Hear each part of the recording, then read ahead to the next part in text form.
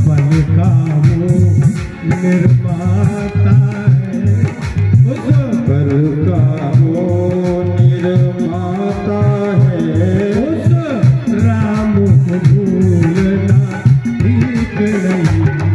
राम दिया जिस राम में है, उस राम को भूलना ठीक नहीं। इज्जत पाकर अभिमान में भूलना ठीक नहीं। जन दौलत पदे इज्जत पाकर अभिमान में भूलना ठीक नहीं।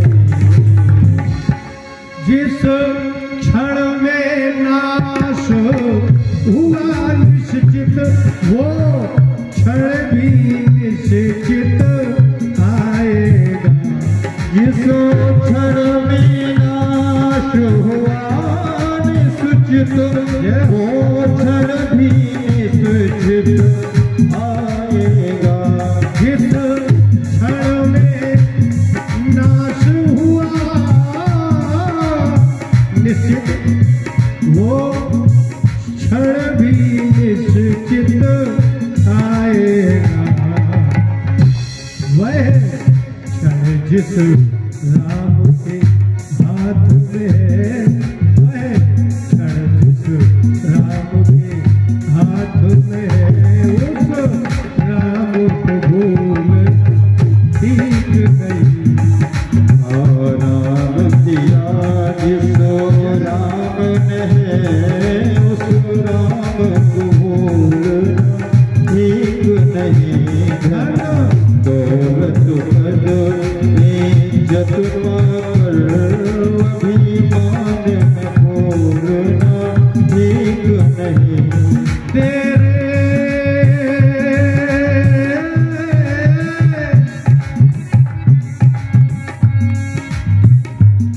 तेरे तन की क्या कीमत है,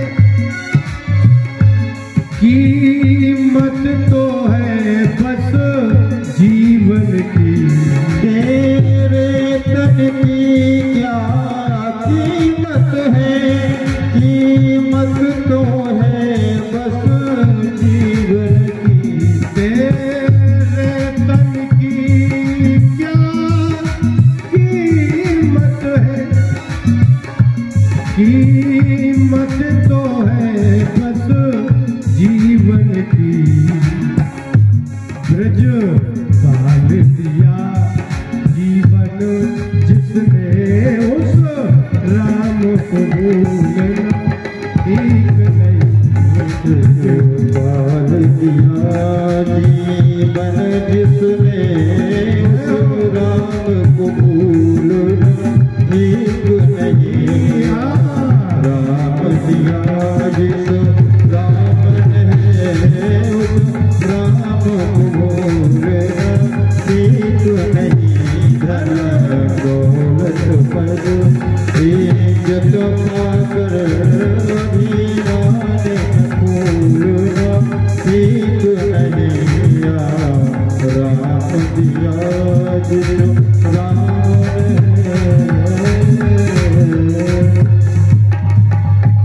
बोले भक्तवत्सल भगवान की। बहुत कठिन, बहुत। हमारे गुरुजी कहते थे घने जंगल से निकलना इतना कठिन नहीं है जितना एक बार अपने मन से निकलना कठिन है। राजा परीक्षित के चरित्रों का वर्णन इतना ही है कि जो भगवान ने अपने से स्वयं नहीं किया, उन्होंने परीक्षित से करवा के बता दिया कि परीक्षित कोई मनुष्य नहीं है।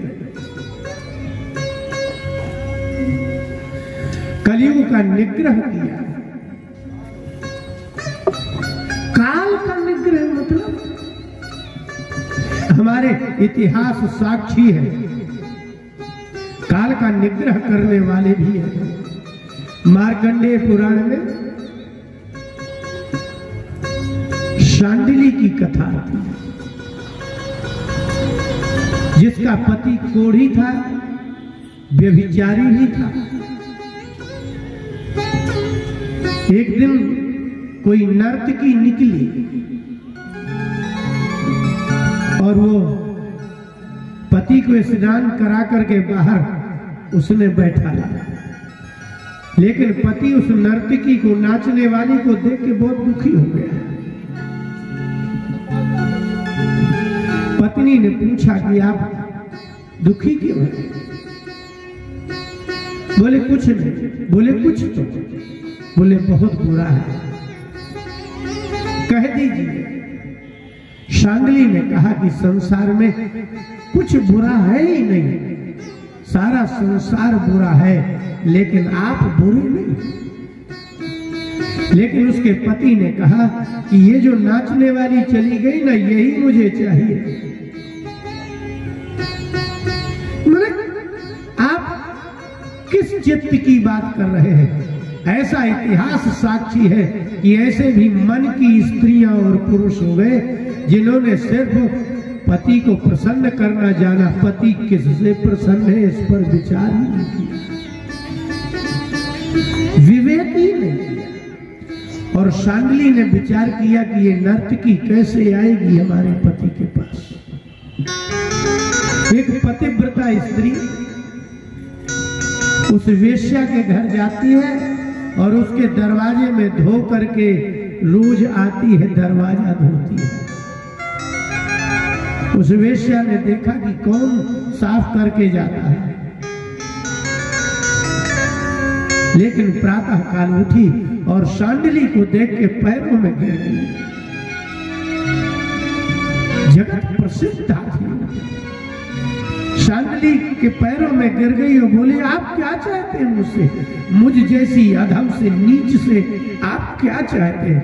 बोले, आप मेरे पति को प्रसन्न कर दो, जो चाहोगी सो सेवा कर दो। ऐसे भी लोग हैं। अद्भुत कथाएं। इस संसार में ऐसा कभी कुछ नहीं हो सकता, ये दिमाग से निकाल देना चाहिए। इस संसार में कुछ भी होता है, होता ही रहता है। लेकिन उस नर्तकी ने कहा कि मैं राज नर्तकी हूं, मैं आपके पति के घर नहीं आ सकती, आप चाहे तो पति को ले आइए। वह कुरूप है, कोढ़ी है। शांडिली ने निर्णय किया और पति से कहा कि आप चले तो चले, वो तो नहीं आए। तो शांडिली के कहने पर पति ने कहा तो हमें वहीं ले चलो। तो शांडिली ने अपने पति को कंधे में बैठाया और एक वेश्या के घर मिलाने के लिए चल गई। और उसी काल में मांडव्य ऋषि को राजा ने फांसी देकर के लटका रखा था। वो मर ही नहीं रहे थे, अंधेरा था। शांडिली के पति का पैर लगा, वो कंधे में बैठाई थी। जैसे ही पैर लगा और मांडव्य ऋषि की निद्रा भंग हो गई, फांसी में सो रहे थे। ऐसा भी होता है क्या? और जैसे ही निद्रा भंग हुई और मांडव्य ने कहा कि जिसने भी मेरी योग निद्रा को भंग किया है वो प्रातः काल होते ही मर जाएगा। शांडिली ने कहा, मुनिवर अज्ञान में हो गया, लेकिन मेरा पति प्रातः काल मर जाएगा, आज से सूर्य ही नहीं निकलेगा। और नहीं निकला। ऐसा भी इतिहास है। आप इनके क्या इतिहास पढ़ रहे हो? मारने काटने वालों के इतिहास। ऐसा इतिहास पढ़ो जिन्होंने सूर्य की गति को भी रोक दिया हो और धरती की वो सामान्य स्त्री होगी, वो पुरुष हो। कैसे उसको हम स्त्री कह देंगे कि सूर्य को कह दिया अब नहीं निकलना तो सूर्य नहीं निकलेगा। जिनकी आप चरित्र पढ़ते हो मनुष्य नहीं है। इसलिए काल का अतिक्रमण नहीं, निग्रहीता, निग्रह करने वाले महाराज परीक्षित को छोड़ दिया। लेकिन ये तो कहा ही गया था, द्विज पुत्रोपसर्जिता, ब्राह्मण पुत्र का शाप होगा। राजा परीक्षित का समय आया।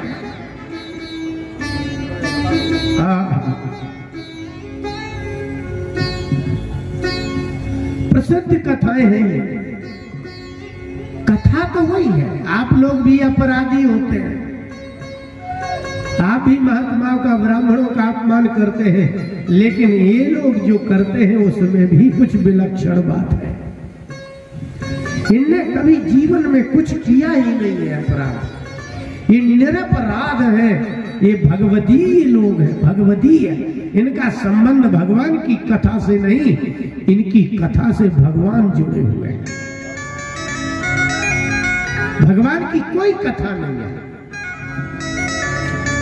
भगवान की कथा ही कुछ नहीं है, क्योंकि भगवान के लोग ही भगवान की कथा का उदय करते हैं।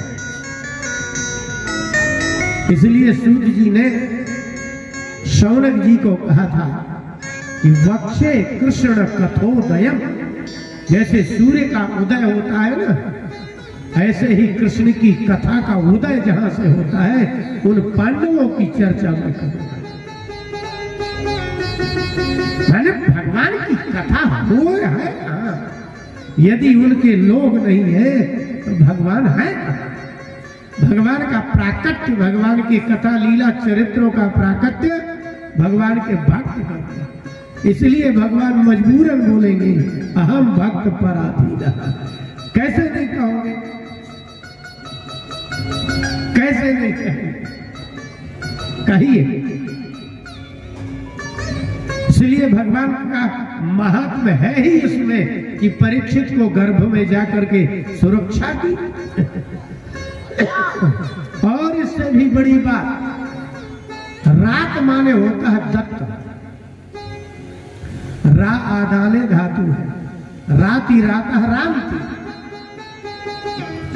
और परीक्षित का नाम रखा है विष्णुरात, माने विष्णुना राता इति ब्रह्मा, विष्णु राता, जो उसको भगवान नारायण विष्णु ने दिया है। विष्णु दत्त का पर्यायवाची शब्द है, नारायण दत्त का पर्यायवाची शब्द है विष्णुरात। और जो कथा सुन रहा है वो है विष्णुरात, और जो कथा सुना रहा है वो है ब्रह्मरात। ब्रह्मरातो विचार्ये हम तदा देवांजहासा। सुखदेव जी के लिए लिखा ब्रह्मराता, माने एक नारायण दत्त और एक ब्रह्म दत्त। इसलिए भागवत का कल्याण करना निश्चित है। इसका वक्ता ब्रह्मरात है, इसका श्रोता विष्णुरात है।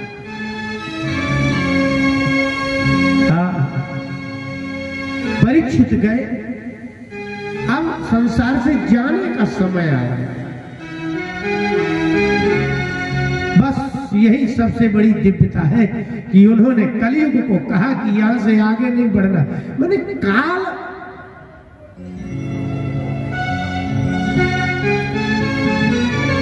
तुलसीदास जी ने कहा, लक्ष्मण जी ने निषाद राज से कहा, काल कर्म स्वभाव बरियाई, बरबस रात दिवस की लाई, बरबस रात दिवस की लाई। रात नहीं रोक सकते, दिन नहीं रोक सकते, तो काल भी नहीं रोक सकते, कर्म भी नहीं रोक सकते, यहाँ तक कि आप अपना स्वभाव भी नहीं रोक सकते।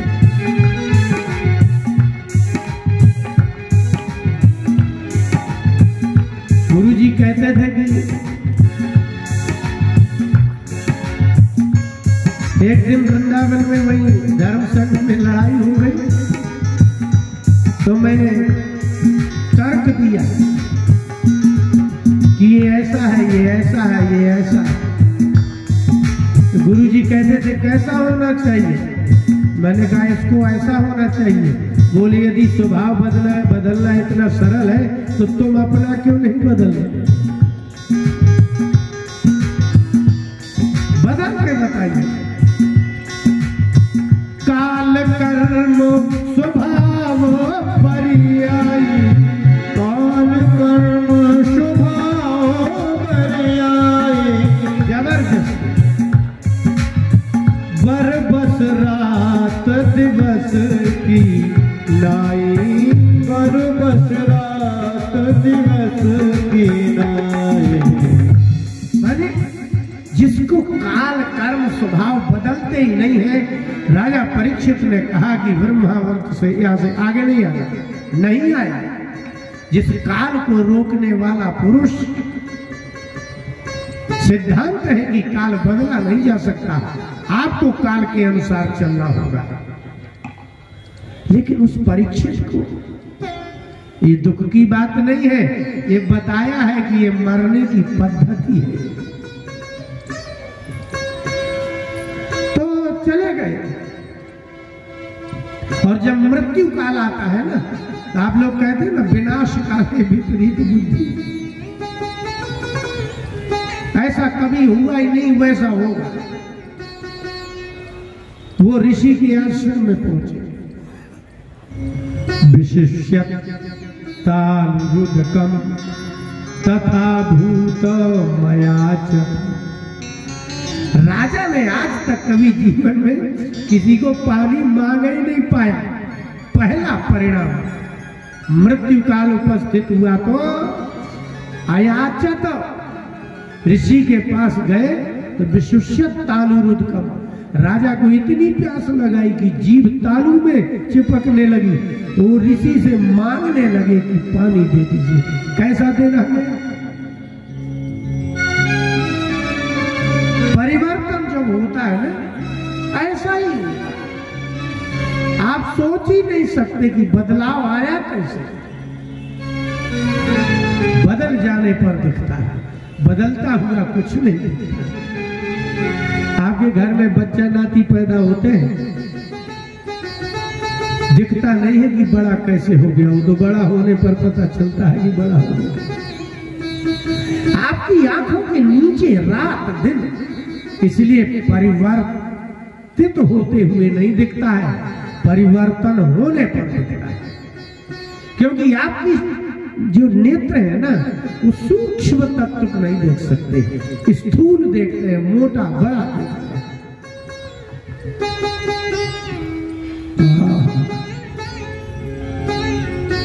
परीक्षित का ऐसा समय आ गया कि उसकी जीभ चिपकने लगी तो तथा भूतम, इतने प्यास लगी कि अयाचत, उसने पानी मांगा। पहली बात तो जिसने जीवन में मांगा ही नहीं मांगा, लेकिन तृणभूमि आदि तिनका नहीं मिला, माने आसन नहीं मिला, भूमि धरती नहीं मिली, और कोई आदर नहीं मिला। इसलिए क्रोध आया। सूत जी ने एक शब्द लिखा है समझने जैसा, अभूतपूर्व सहसा क्षुब्ध्यामर्दितात्मना। अभूतपूर्व, अभूतपूर्व मतलब अभी तक कभी हुआ ही नहीं। जो कभी ना हो उसी को कहते हैं अभूतपूर्व। वैसे व्याकरण की दृष्टि में पूर्वभूत शब्द ही शुद्ध है, भूतपूर्व नहीं। लेकिन पाणिनि जी ने अव्ययी भाव समास किया तो पूर्वभूता ही बनाया, लेकिन पूर्वभूत का प्रयोग नहीं किया, प्रयोग किया भूतपूर्व का। सूत्र है भूतपूर्वे चरक, भूत शब्द का ही प्रयोग होना चाहिए पूर्वभूत का। अभूतपूर्व माने कभी इतनी प्यास ही नहीं लगी, कभी इतनी भूख ही नहीं, लेकिन वो आज तक ऋषियों के सत्य को जानने वाले परीक्षित ने सामने से कहा, ये पाखंडी है और आंखें झूठी मूठी ऐसे ही बंद की। जिसने जीवन में कभी महात्माओं के चरित्र को मिथ्या न समझा हो, उनको लगने लगा ये क्या है, एस किम निभृता शेष करणों मीलिते क्षण। इसने अपनी निभृता शेष करना, करण माने आंख नाक कान मुंह हाथ पैर, इसने रोक करके जान करके आंखें बंद कर ली क्या, माने ऐसा था नहीं। इसलिए जब आपको सत्य असत्य दिखने लगे, इसी का नाम मृत्यु काल की उपस्थिति है। मृत्यु काल आ जाएगा तो आपको सत्य ही असत्य दिखने लगेगा। जिस राजा को कभी भ्रम नहीं हुआ, उस राजा को एक अच्छे ऋषि के समाधिस्थ अवस्था को कहा कि ये आंखें जान के बंद कर दी। विपरीत दर्शन होता है जब मृत्यु आती है तो। बस मृषा समाधि राहोस्वित किम स्यात् क्षत्र बंधु भी। आहोस्वित अथवा मृषा समाधि, माने आपको विद्वानों में, ज्ञानियों में, भगवान में जब संदेह होने लगे और उसमें असत्यता प्रतीति होने लगे, तो समझ लो अब आपके दिन दुर्दिन आने वाले हैं, दुर्भाग्य आने वाला है।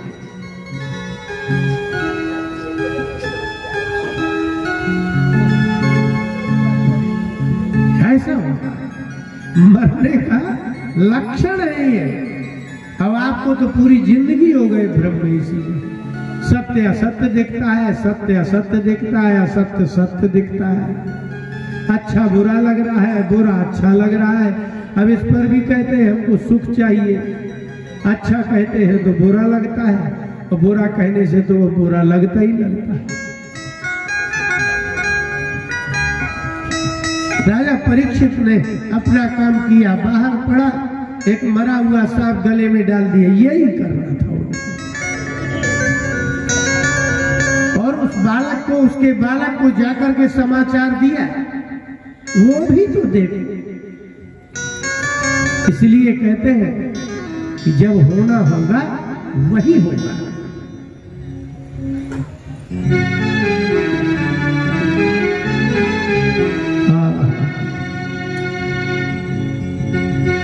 बालक ने भी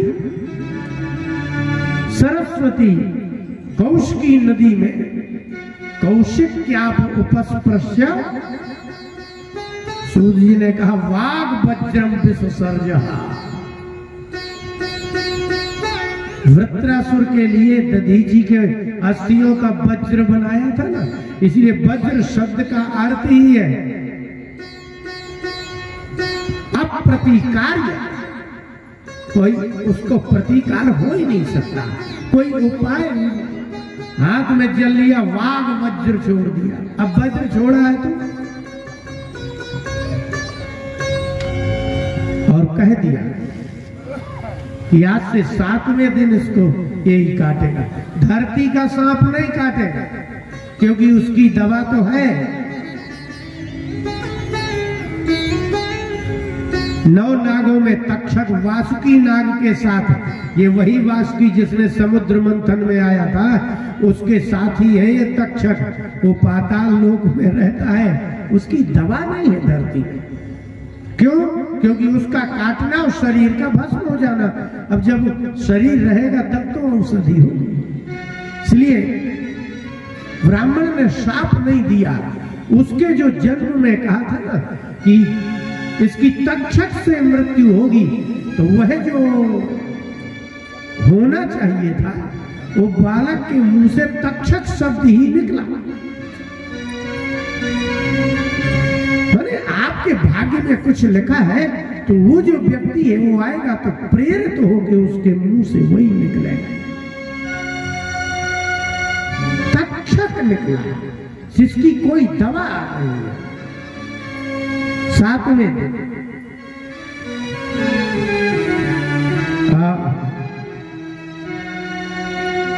राजा चले गए घर।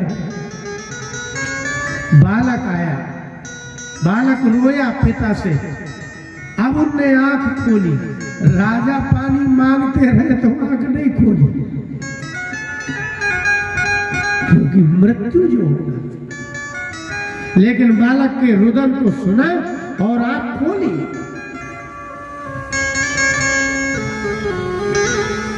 वशिष्ठ जी से भरत जी ने एक भी बार ये नहीं कहा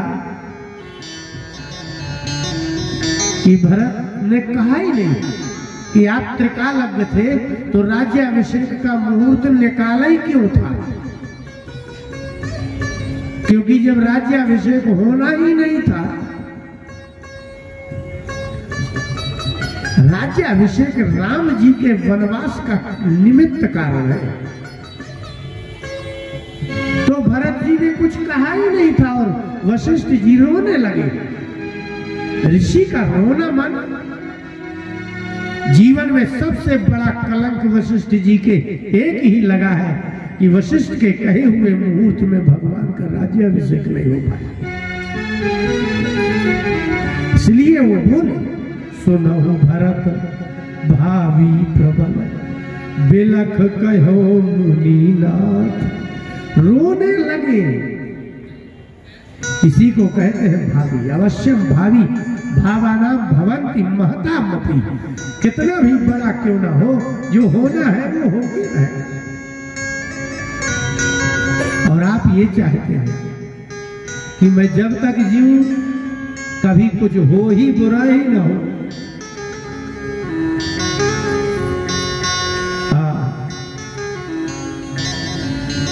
पुत्र से कहा कि तुम रो क्यों रहे हो? पुत्र ने कहा कि मैंने श्राप दे दिया है। किसको? बोले जिसने आपके गले में सर्प डाला है। बोले वो है कौन? बोले हमें नहीं है, हमने तो देखे बिना ही श्राप दिया है। ये तो देखो आप मजे की बात। राजा परीक्षित ने आश्रम में गले में सर्प डाला और बालक कौशिकी नदी में स्नान कर रहा है, उसने देखा ही नहीं है, बिना देखे श्राप दे दिया। इसका मतलब समझते हैं? आप लोग संकल्प करते हैं तो क्या बोलते हैं? गोत्र बोलते हैं, नाम बोलते हैं, देश काल तिथि नक्षत्र, और इतना ही क्यों, ग्रह गुण विशेषण विशिष्टायाम।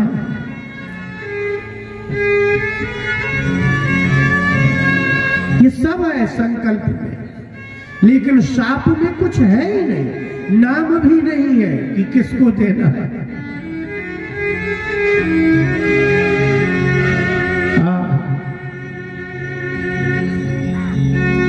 लेकिन शाप उसी को है जिसने कर्म किया है। इति लंघित मर्यादम, जिसने मर्यादा का उल्लंघन किया है उसको ही तक्षक काटेगा। किसने किया? उन्हीं ने किया।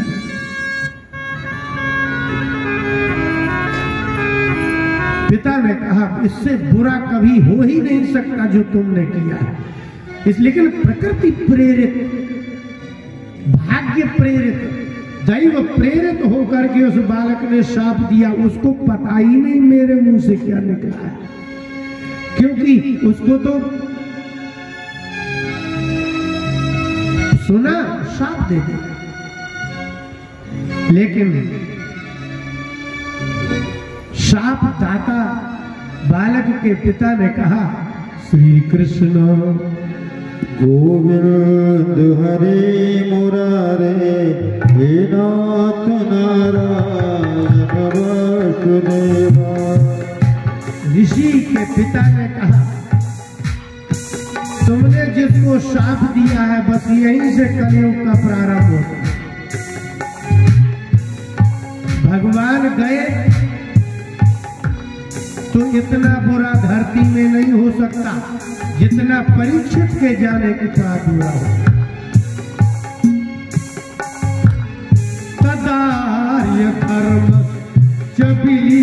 बिलीयते नृणां वर्णाश्रमाचारयुतस्त्रयीमया ततोऽधिकाः विनिवेशितात्मनाम् शूनां कपीनामिव वर्णशङ्करः। श्री कृष्ण गोविंद हरे मुरारे हे नाथ नारायण वासुदेव। ऋषि ने कहा तदार्य धर्म च विलीयते नृणां। राजा परीक्षित के मरने के बाद जो भगवान करना चाहते थे वो नष्ट हो जाए। वर्णाश्रमाचारयुतस्त्रयीमयः आर्य धर्म विलय हो जाए। आर्य धर्म माने आर्य कोई जाति नहीं है। ये अभी हमारे भारत में एक शौक चढ़ा है, बोले आर्य लोग बाहर से आए थे, जिनको पढ़ाया जाता है उनको पता नहीं है कि आर्य माने बनिया होता है।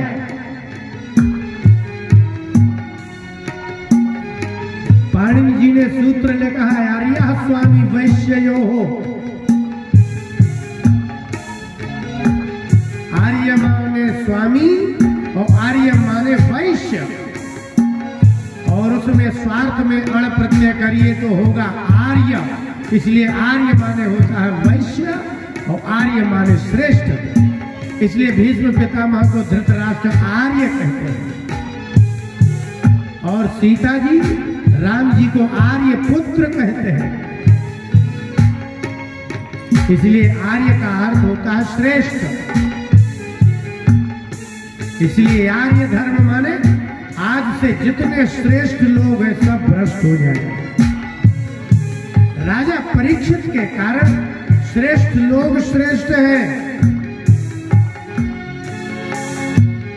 वर्णाश्रमाचारयुतः और ब्राह्मण, क्षत्रिय, वैश्य और शूद्र ये वर्ण और आश्रम ब्रह्मचर्य गृहस्थ वानप्रस्थ। महाराज परीक्षित के समय में ब्राह्मण ब्राह्मण का कर्म कर रहा है, क्षत्रिय क्षत्रिय का, वैश्य वैश्य का, शूद्र शूद्र का, ब्रह्मचारी ब्रह्मचारी का, गृहस्थ गृहस्थ का, वानप्रस्थ वानप्रस्थ का और सन्यास सन्यास का। जिनको सन्यास का अधिकार नहीं है वो सन्यासी नहीं हो सकते। जिनको वेद पढ़ने का अधिकार नहीं हो वेद नहीं पढ़ सकते। जिनको पढ़ाने का अधिकार नहीं हो पढ़ा नहीं सकते। इसलिए उस ऋषि ने कहा राजा परीक्षित तक धर्म है, तुमने शाप दिया, अब क्या होगा?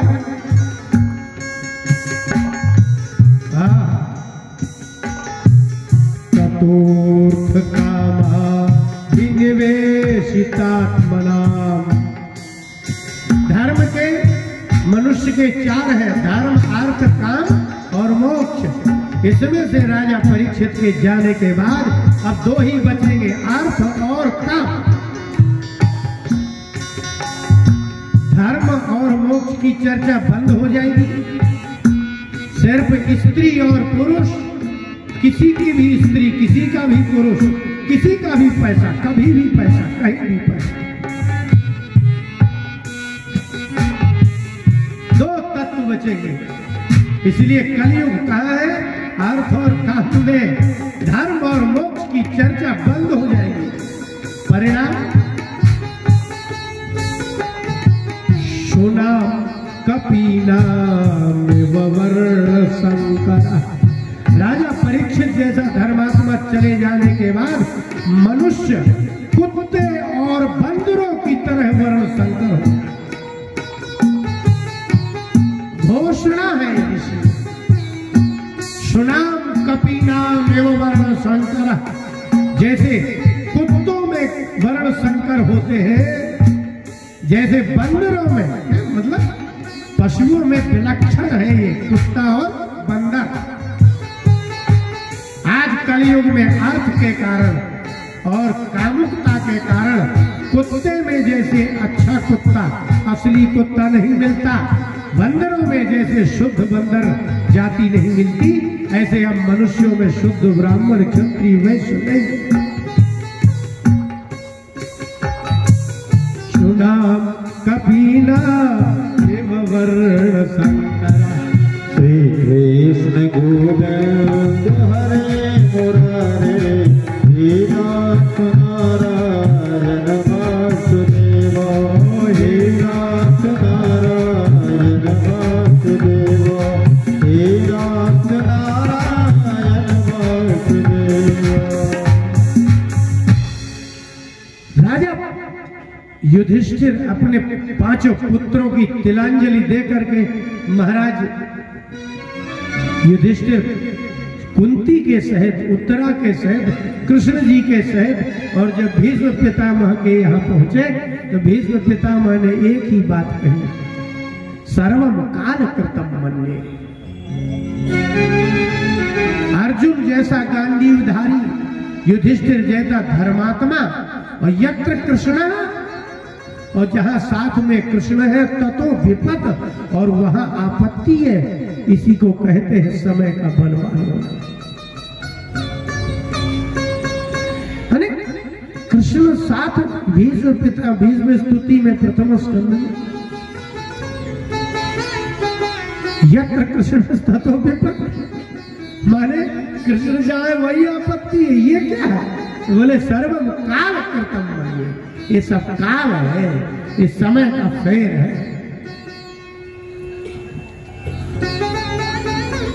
इतना साधारण बात नहीं है।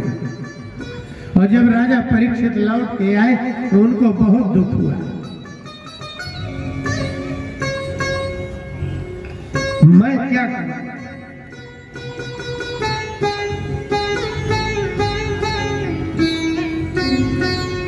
आपको अपने करने का पछतावा नहीं होता ना, इसलिए तो दोबारा लड़ जाते हो।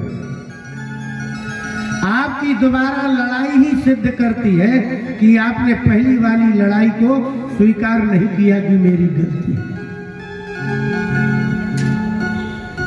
श्रेष्ठता उसे कहते हैं जो अपनी गलती स्वीकार करते। राजा परीक्षित जैसे ही आए, श्री कृष्ण हरे मुरारे, हे नाथ नारायण वासुदेव। राजा परीक्षित गले में सर्प डाल के आए और घर में एकांत में बैठे। मही पतिस्त्व तत्कर्म करियं विचिन्तयन्ना कृतं सुदुर्मना।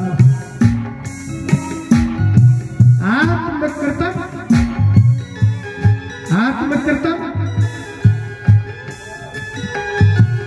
मही पतिस्त्व तत्कर्म करियं। महीपति महाराज क्षितिपति राजा परीक्षित घर में आए।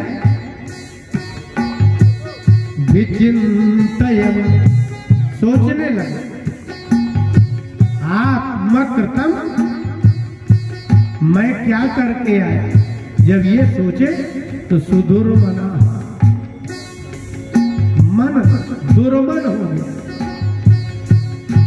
देखिए आपने सुना होगा दुर्जन, दुर्लभ, दुर्गम, दुर्दर्श, लेकिन दुर्मना कम सुना होगा।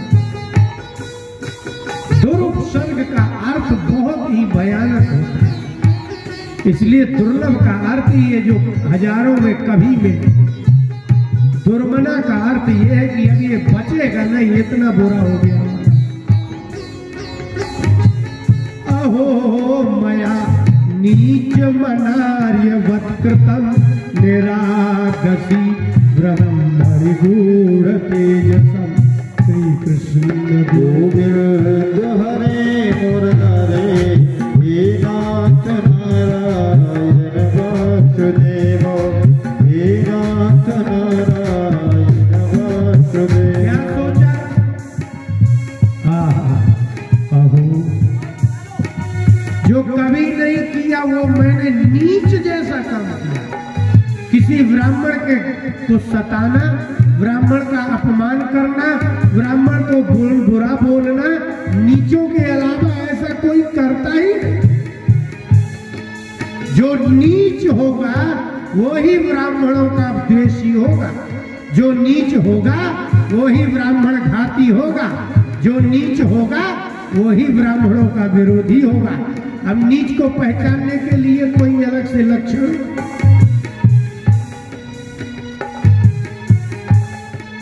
कोई पूछे कि नीच किसे कहते हैं? नीच शब्द संस्कृत का है, इसलिए राजा परीक्षित ने सोचा, अहो मया नीचमनार्यवत कृतम।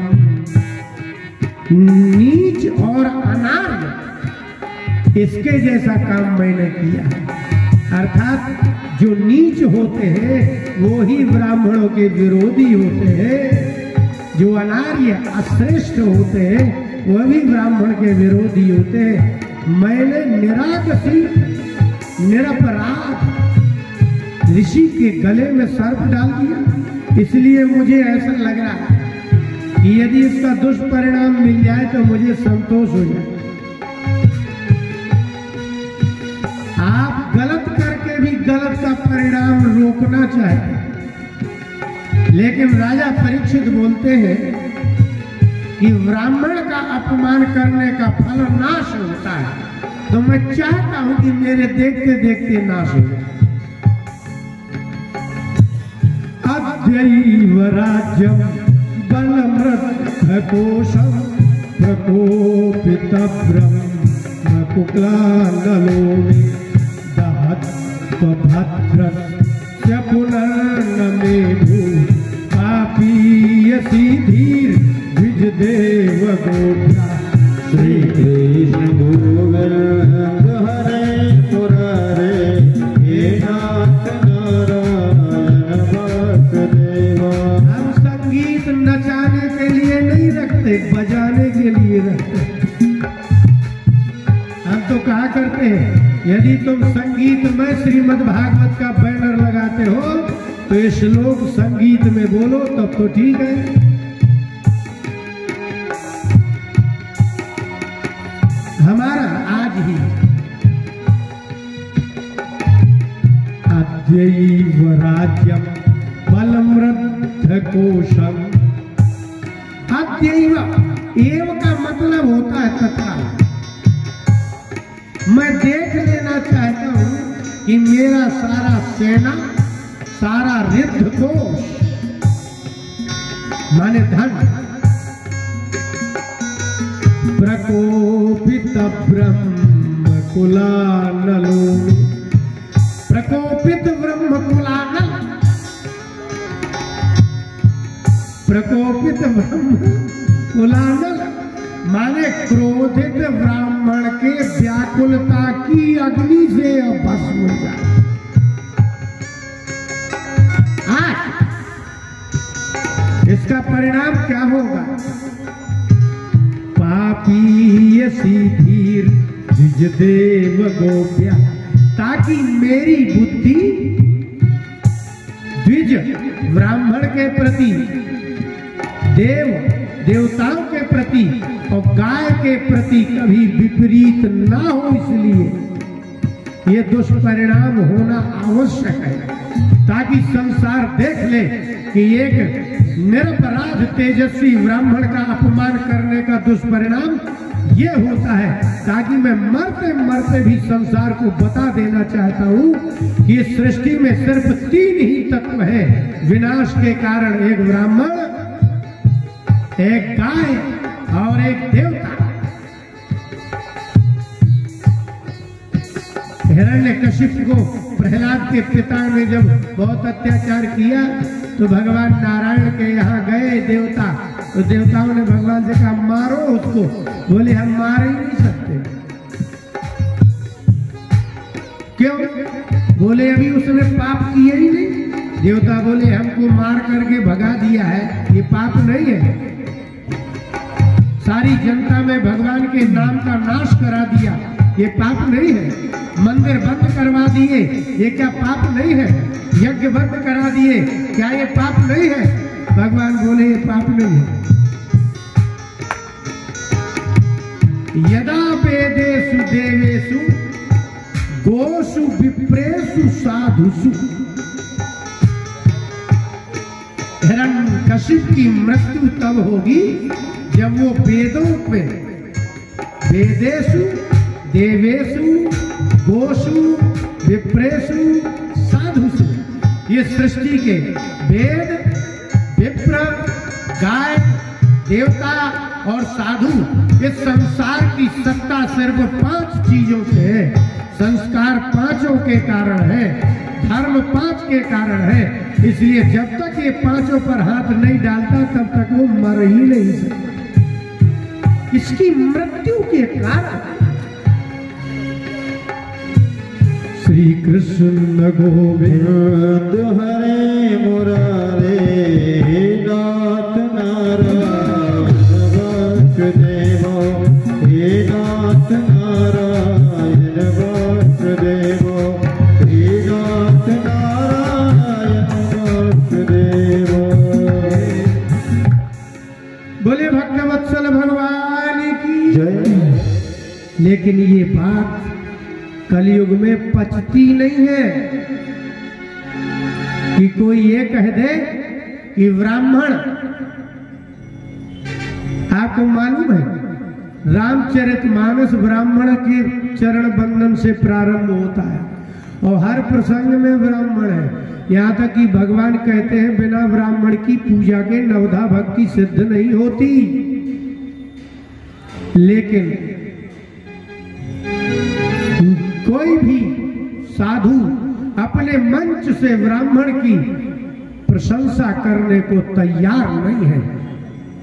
कोई भी ब्राह्मण, भागवत में ब्राह्मण का डग डग पग पग पर लिखा है, रामायण में डग डग पर पग पग पर। राम जी तो माने कितने प्रमाण दे दे हम, लेकिन साधु और ब्राह्मण जो कथावाचक है उनकी छाती फटती है मंच से कहने में कि ब्राह्मण इस पृथ्वी का श्रेष्ठ पुरुष है।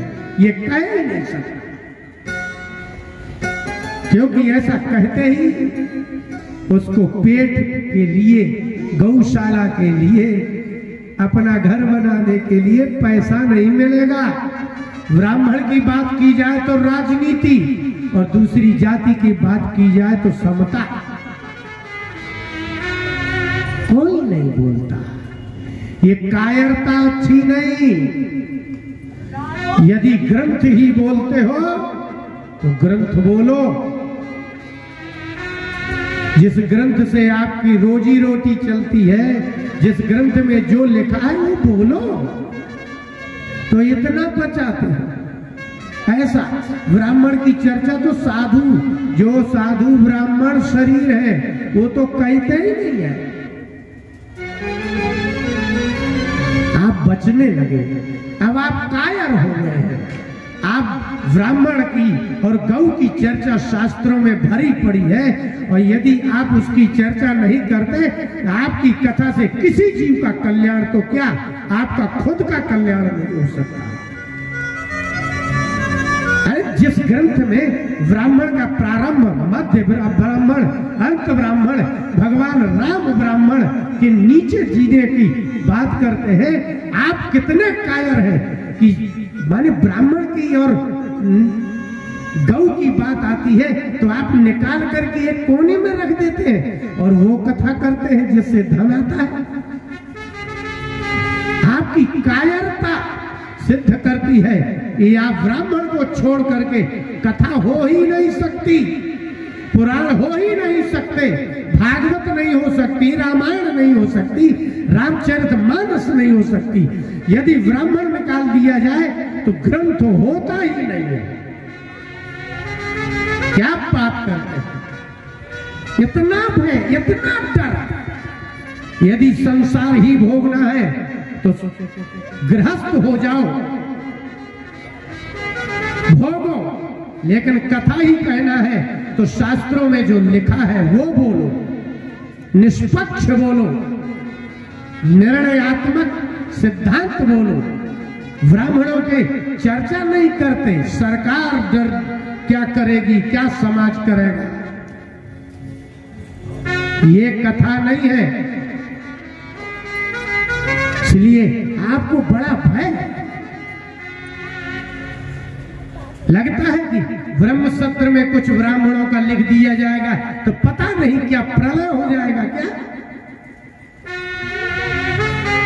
प्रलय हो जाएगा। अगर ब्राह्मण सम्मेलन लिख दिया जाए तो प्रलय हो जाएगा, जेल हो जाएगी। ऐसा राज्य है क्या? इसलिए कायरता नहीं। राजा परीक्षित ने कहा आज ही मेरा नाश हो जाए ताकि मेरी बुद्धि में ब्राह्मण, गौ और देव के प्रति पापीय सी बुद्धि जागृत न हो। यही है पापीय सी बुद्धि, यही है पापीय सी बुद्धि। हम तो कहा करते हैं भगवान यदि गौ ब्राह्मण के लिए आते हैं और साधु के लिए आते हैं तो इससे सिद्ध होता है कि समाज इन तीनों का नाश करता है, रक्षक नहीं है। अगर समाज रक्षा करता होता तो भगवान आते ही काहे।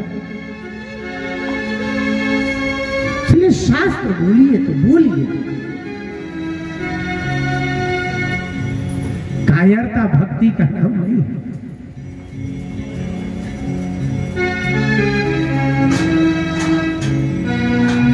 आप हनुमान जी की कथा करते हैं, हनुमान जी को आदमी समझ के कथा करते हैं। हनुमान जी की तुलना अच्छी नहीं है। वो सूर्य को और राहु को खा जाते हैं, आपको सूर्य और राहु खा जाते हैं, बहुत अंतर। उत्तरकांड में वशिष्ठ जी से, अगस्त जी से पूछा कि हनुमान जी का क्या चरित्र है, तो बताया। इसलिए राम कथा भक्ति के लिए तो है लेकिन धर्म के लिए भी तो है। भगवान आते ही धर्म के लिए है, वर्णाश्रम धर्म के लिए है, और आप उसी की चर्चा नहीं करते तो रोजी रोटी का चलाओ, कथा वथा नहीं है ये काय की कथा। संत समागमों किए बिना मन में तू चैन न पाएगा। संत समागम किए बिना मन में तू चैन न पाएगा। दुनिया कभी नहीं खुश होगी, कर कर के मर जाएगा। दुनिया कभी नहीं खुश होगी, कर कर के मर जाएगा। संत समागम किए बिना मन में तू चैन न पाएगा। दुनिया कभी नहीं खुश होगी, कर कर के मर जाएगा। दुनिया कभी नहीं खुश होगी, कर कर के मर जाएगा। दुनिया कभी नहीं खुश होगी, कर कर के मर जाएगा।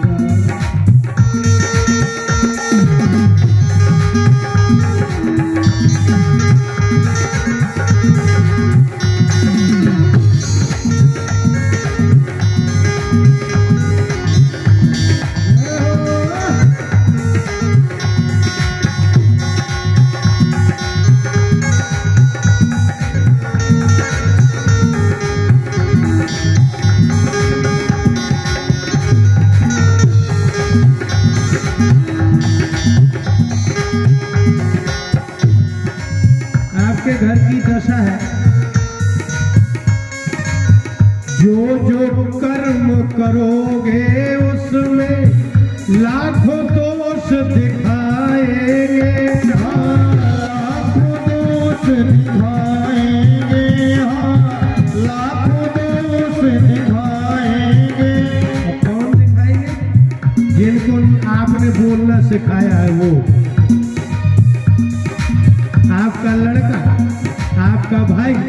आपकी पत्नी, आपका पति, आपका परिवार यही बताए।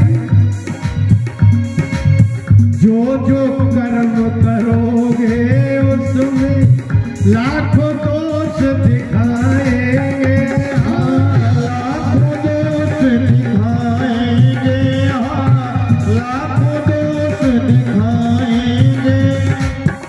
जिसको कभी सिखाया तुमने वो ही तुम्हें सिखाएंगे, कोई तुम्हें सिखाएंगे, कोई तुम्हें सिखाएंगे। आपने अपने बच्चे को सिखाया था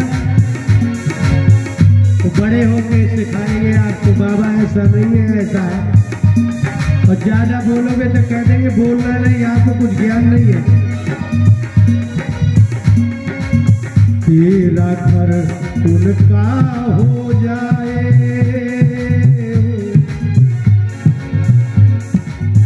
तेरा घर। ये देखो जितनी 40-50 की बेटी है ना, 60 की, ये सब बहुएं थी, क्योंकि सास भी कभी बहू थी। ये पहले भीतर सोती थी, आजकल बाहर सोती। ये सब बाहर सोने वाले लोग हैं। तेरा घर उनका हो जाए तू कुछ ना कर पाएगा। दुनिया कभी नहीं खुश होगी, कर करके मर जाएगा। दुनिया कभी नहीं खुश होगी, कर करके मर जाएगा। नहीं सुनी संतों की बातें, क्या किया? सुना ही नहीं। रामायण में इतनी अच्छी अच्छी बातें हैं, कभी कभी महात्मा लोग, ब्राह्मण लोग भी बता देते हैं, लेकिन वो तो सुनना ही नहीं है जिसमें अच्छा होना। नहीं सुनी संतों की बातें और न प्रभु का ध्यान किया, प्रभु का ध्यान किया, और प्रभु का ध्यान किया। ना दे पाया भूखे को कुछ, खाया पिया न दान दिया, खाया पिया न दान किया, खाया पिया न दान किया। पास बुढ़ापा पल पल आए, मुंह में दांत नहीं, पेट में आंत नहीं। पास बुढ़ापा पल पल आए तो अब कैसे तर जाएगा। और अभी भी आप खुश करने में लगे हो घर को। पास बुढ़ापा पल पल आए तो अब कैसे तर पाएगा। दुनिया कभी नहीं खुश होगी, कर करके मर जाएगा। दुनिया कभी नहीं खुश होगी, कर करके मर जाएगा। संत समागम किए बिना मन में तू चैन न पाएगा। दुनिया कभी नहीं खुश होगी, कर करके मर जाएगा। दुनिया कभी नहीं खुश होगी, कर करके मर जाएगा। एक और घटना होगी अंतिम। तन में शक्ति नहीं जब होगी, पास न कोई आएगा, पास न कोई आएगा, पास न कोई आएगा। तन में शक्ति नहीं जब होगी। अभी चश्मा लगने लगा है कि नहीं? और अगर चश्मा खो गया, टूट गया, तो तुमने अपने लड़का को तो तुरंत दिलाया था, लेकिन लड़का 10 दिन बाद दिलाया। बात सुना करके दिलाएगा।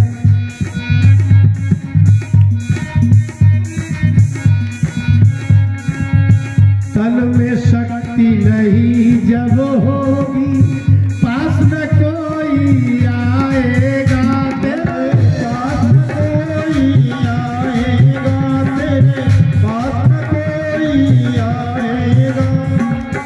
नहीं दिखेगा, नहीं दिखेगा आँख में तुझको, दिन में अंधेरा छाएगा, दिन में अंधेरा छाएगा, दिन में अंधेरा छाएगा। क्या करें अब? तो ब्रजपाल पुण्य कुछ कर ले, तो ब्रजपाल पुण्य कुछ कर ले, अंत में ना हो पाएगा।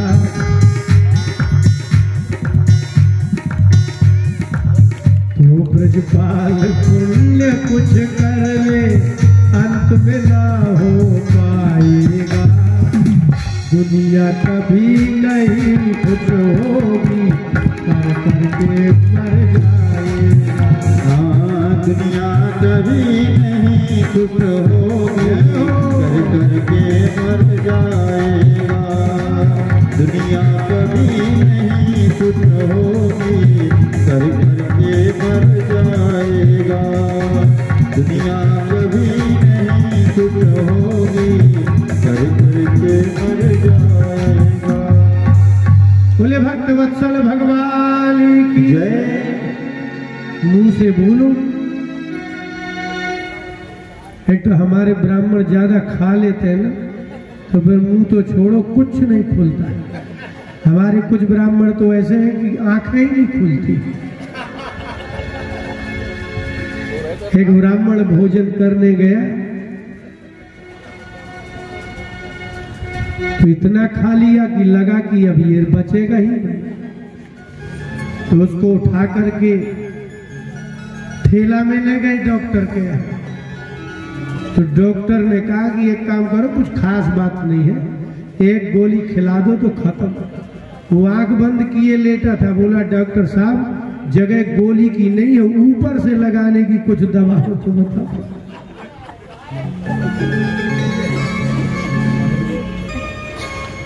अगर ब्राह्मण सो रहा हो, उसको पढ़ाने में पढ़ने में नींद आ रही हो, हम पढ़ाते हैं तो आती है नींद।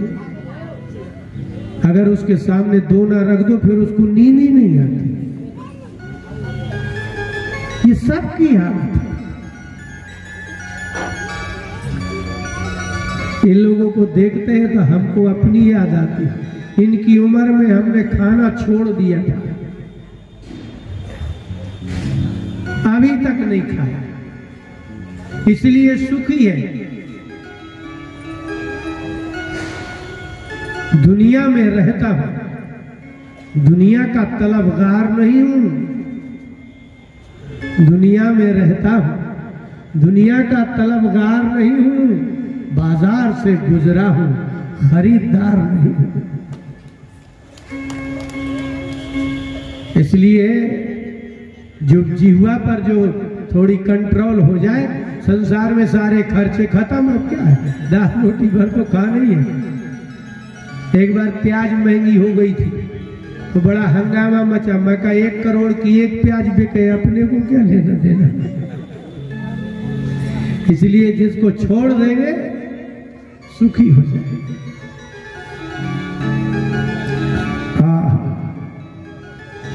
राजा परीक्षित ने भी अपने पुत्र को जन्मेजय आदि को दिया और गंगा तट में आ गए। आश्चर्यकारी बात घटी। ऐसे नहीं, जितने ऋषि थे सब आ गए और इतने ऋषि आए जो राम के जमाने की थे। अब उन्हें बताइए, राजा परीक्षित के राम के जमाने में वशिष्ठ आए तो आप क्या कहेंगे परीक्षित को? हम हम गिनाते हैं। श्री कृष्ण गोविंद हरे मुरारे, हे नाथ नारायण वासुदेवा। जब राम नहीं थे इसके पहले के भी ऋषि है, और जो राम जी के साथ थे वो भी है।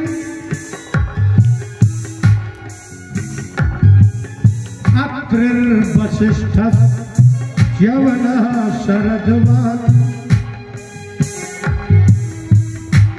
ये भागवत सुनने आए, अब आप कहते हो कि भागवत अभी बनी है।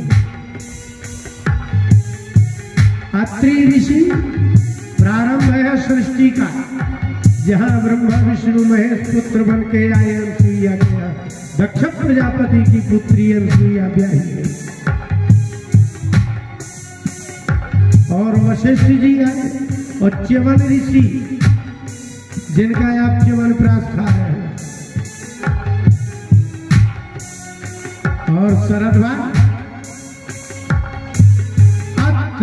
वशिष्ठ च्यवन शरद्वा नरेश रघुरंगिरा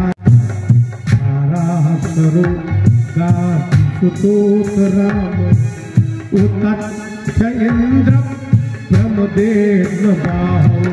श्री कृष्ण गोविंद हरे मुरारे, हे नाथ नारायण वासुदेवा। वशिष्ठ आए, च्यवन शरद्वान अरिष्ट नेमी, और भृगु ऋषि जिनने भगवान की छाती में लात मारी, और पराशर व्यास जी के पिता, और गाधी पुत्र विश्वामित्र भी आए। मेधातिथि मेधातिथि देवल आर्तिसेन भारद्वाज गौतम पिप्पला मैत्रेय और कमय कुंभयोनि अगस्त ऋषि। द्वैपायनो भगवान नारद। कौन है श्रोता भागवत का? कौन है?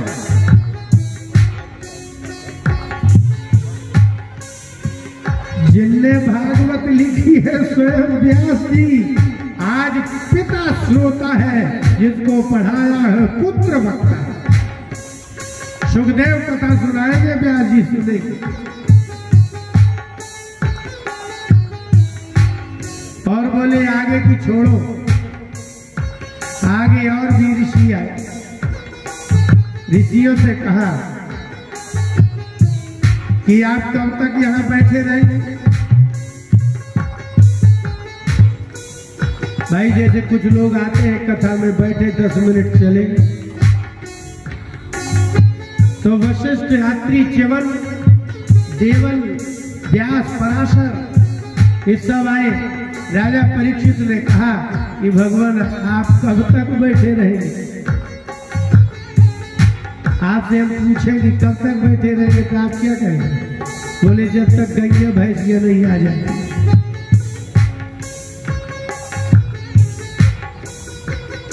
ऋषियों ने कहा सर्वे वयम तावदिहास महेद्य कलेवरम यावतसौ विहाय लोकम परम विरजस्कम विशोकम या सत्ययं भागवत प्रधान। श्री कृष्ण गोविंद हरे मुरारे, हे नाथ नारायण वासुदेवा। आप देखो अभी कथा का सुनाने वाले सुखदेव जी नहीं आए। ऋषियों ने कहा राजन सर्वे वयम तावदिहास महेद्य अद्य वयम सर्वे तावत आसमहे। आज से हम तब तक रहेंगे जब तक तुम्हारा तुमको मुक्ति नहीं मिले।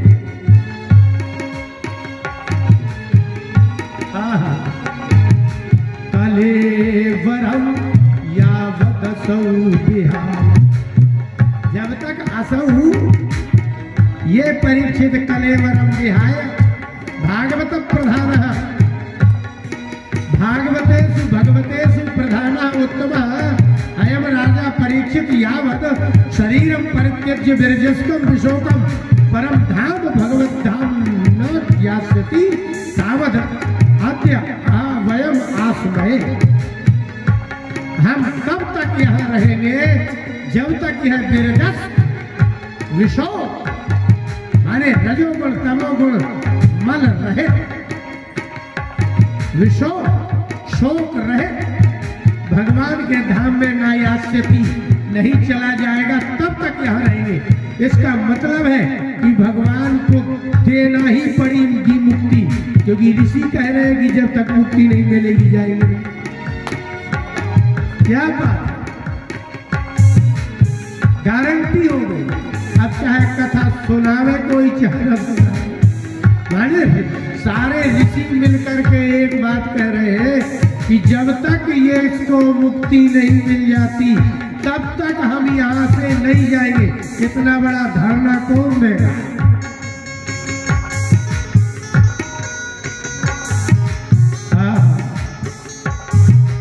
श्री कृष्ण गोविंद हरे मुरारे हे नाथ नारायण वासुदेवा, हे नाथ नारायण वासुदेवा, हे नाथ नारायण वासुदेवा। सारे ऋषि आ गए,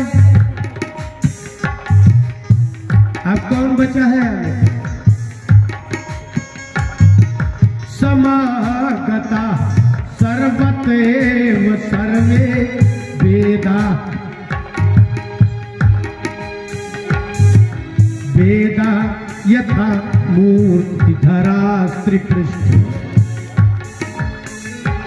अब भागवत माने क्या हो गई? मूर्तिधरा यथा त्रिपृष्ठे यथा स्वर्गे मूर्तिधरा वेदा सन्ति ते सर्वे वेदा मूर्तिमन्तः। राजा परीक्षित सभायां महर्षिणां समक्षे उपस्थितः।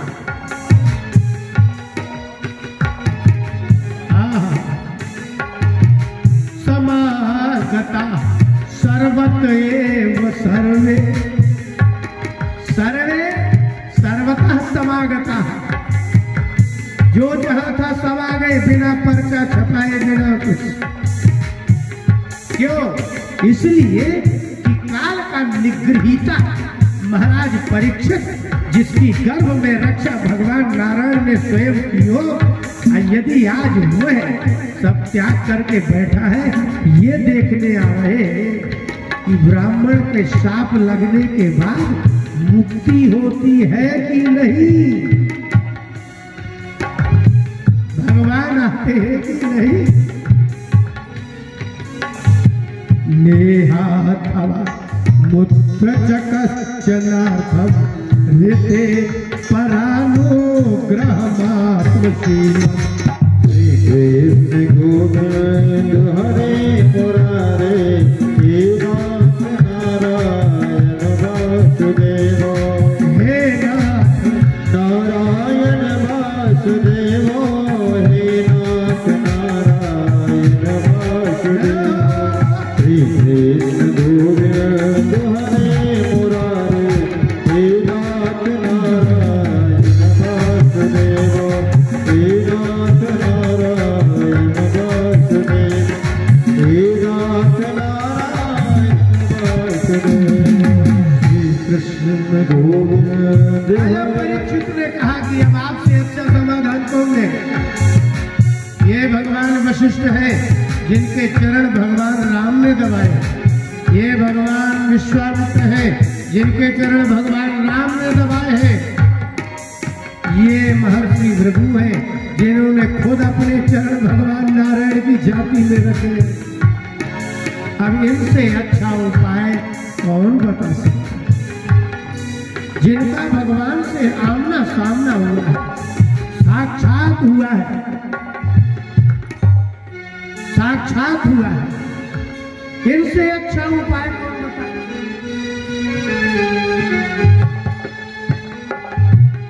बताइए कहीं आप किसी से प्रश्न पूछो भगवान का, उसने भगवान नहीं देखा,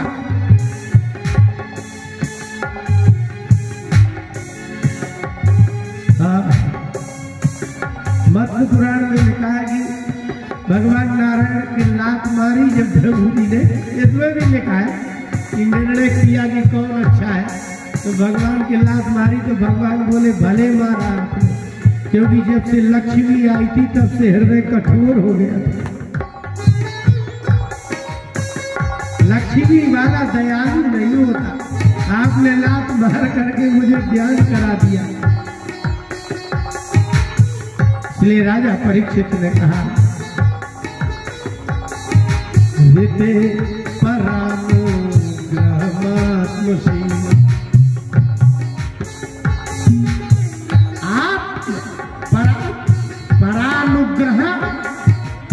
आत्मशीलम, जिसको दूसरे पर कृपा करने का स्वभाव है। अब आप लोग आई गए हो, हम कुछ नहीं पूछेंगे तभी कृपा करेंगे, लेकिन हम पूछते हैं। ततः प्रच्छमिमं विपृच्छे विप्रस्य विप्रा इति कृत्यता विश्रभ्य विप्रा इति कृत्यता इति कृत्यता।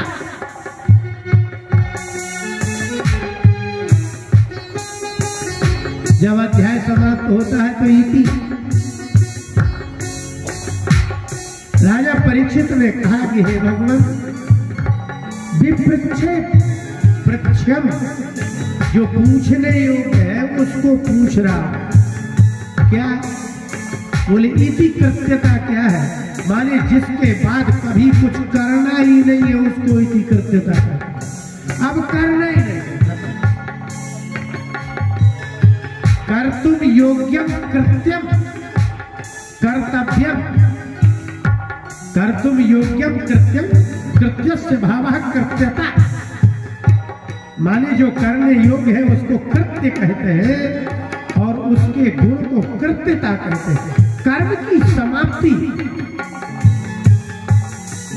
कर्मेंद्रिय और ज्ञानेंद्रियों से संसार का ग्रहण बिल्कुल नहीं करने का नाम इति कृत्यता है। और वो कब होना चाहिए मैं आपसे पूछ रहा हूं। 7 दिन बचे, क्या है इति कृत्यता?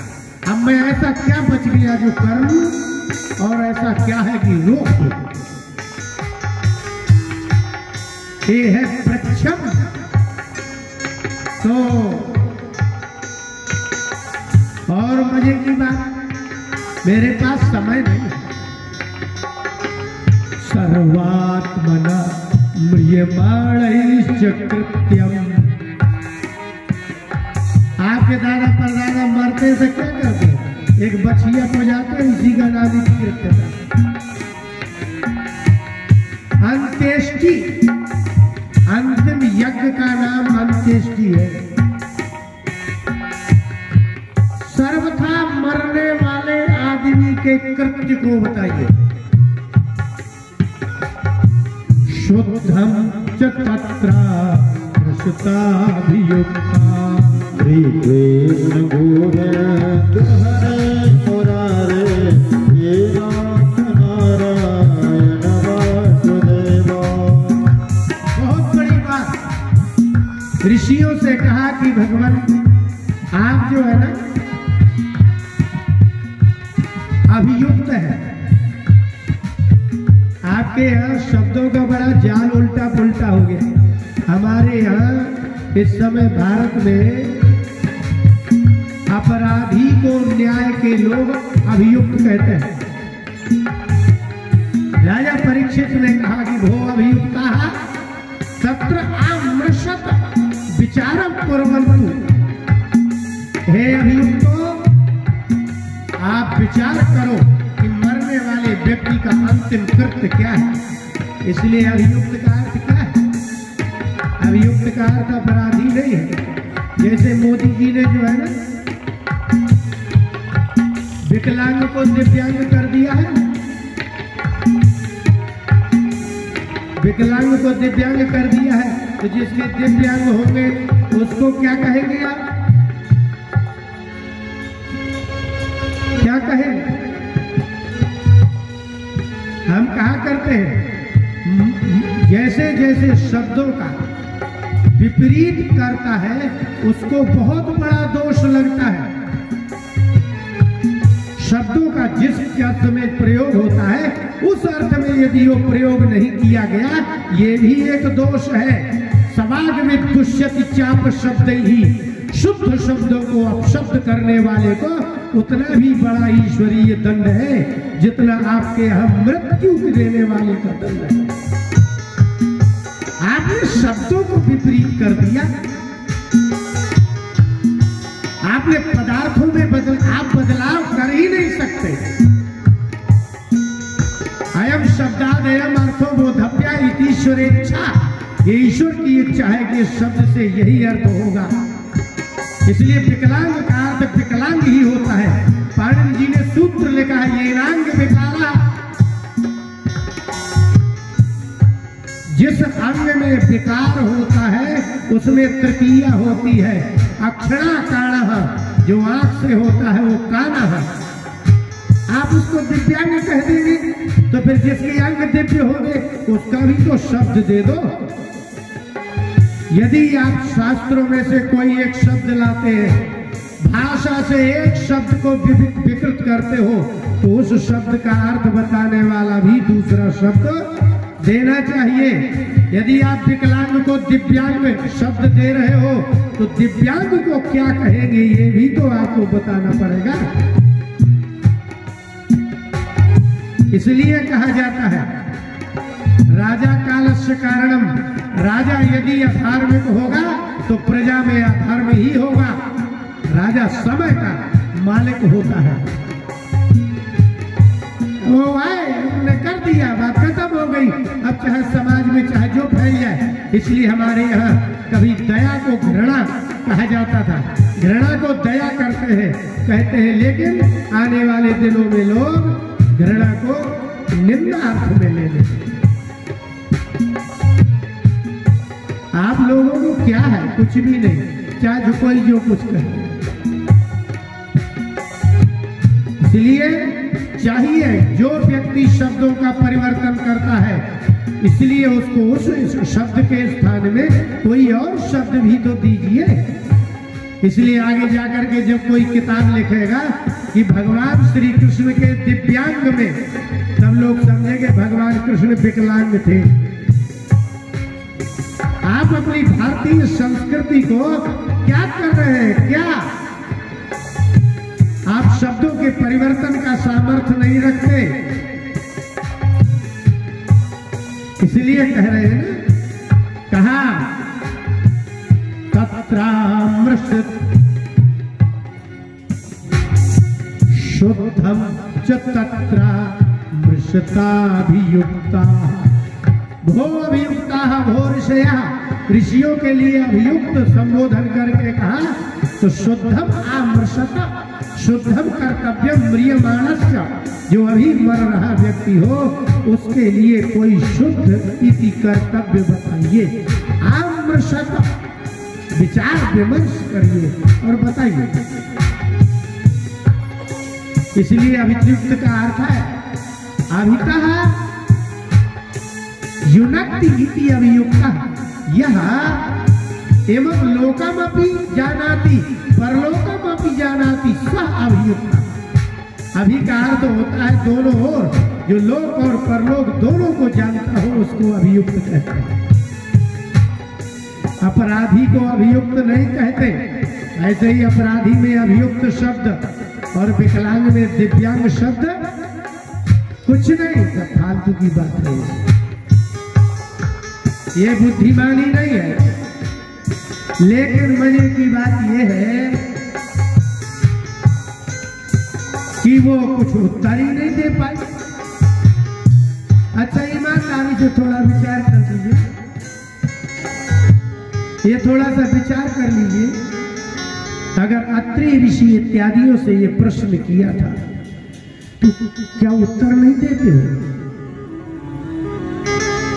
वशिष्ठ जी कहते हैं और भी है, भगवान नारदस्य, भगवान नारद है, उनसे प्रश्न किया तो उत्तर देते भी नहीं।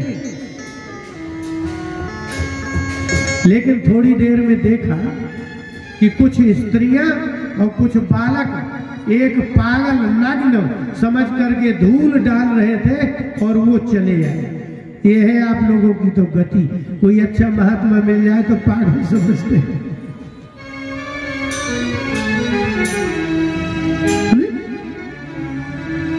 हम लोग गंगा तट में गए तो बलिया से आगे निकल गए, पैदल यात्रा करते थे तो एक बड़ा भारी ऐसे ही कुछ था और बढ़िया मंदिर था।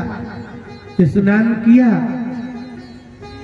5 वर्ष पैदल यात्रा की और भिक्षाटन किया तो 10-11 बज गए। 7-8 लोग थे। एक बढ़िया मोटा ताजा आया, बोला, मैंने कहा ये जगह, बोले हमारी है। मैं कहा आप ब्राह्मण है? बोले हाँ।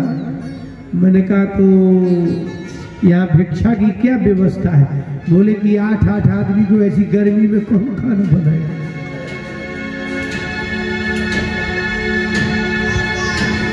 अब जब कोई महात्मा किसी गृहस्थ के घर जाता है तो गृहस्थ तो अंधा होता है, बिना चश्मा का अंधा, वो तो चाहे जितने चश्मा लगा दे, क्योंकि महात्मा को देखने की जो दृष्टि है वो चश्मा नहीं है।